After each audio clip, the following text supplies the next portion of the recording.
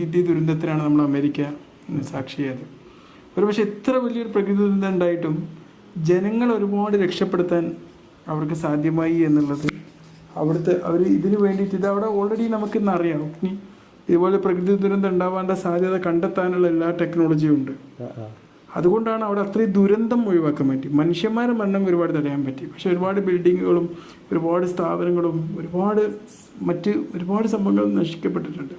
ഇത്തരം ഘട്ടത്തിൽ നമ്മൾ ആദ്യം തന്നെ ചെയ്യേണ്ടതെന്ന് പറഞ്ഞു കഴിഞ്ഞാൽ ഗവൺമെൻറ് മുന്നോട്ട് വെക്കുന്ന വാർണിംഗ് സൈൻസും മുൻകരുതലെടുക്കാമെന്നാണ്.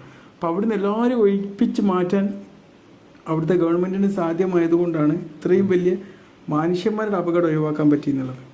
അപ്പോൾ ഈ അഗ്നിബാധ ഉണ്ടായിക്കഴിഞ്ഞാൽ നമ്മൾ എന്ത് ചെയ്യണം? നമ്മളെപ്പോഴും അഗ്നിബാധ ഉണ്ടായിക്കഴിഞ്ഞാൽ നമുക്ക് വേണ്ട പ്രൈമറി മെഷേഴ്സ് നമുക്ക് രക്ഷപ്പെടാൻ വേണ്ടിയിട്ടുള്ള ഒരുപാട് വഴികൾ ഇതൊക്കെ നമ്മളെപ്പോഴും കൈ കാത്ത് സൂക്ഷിക്കേണ്ടതുണ്ട്. ഒരു എമർജൻസി ഉണ്ടായിക്കഴിഞ്ഞാൽ ചിലപ്പോൾ നമുക്ക് സ്ഥലത്തേക്ക് ഷിഫ്റ്റ് ചെയ്യുമ്പോൾ നമുക്ക് വെള്ളം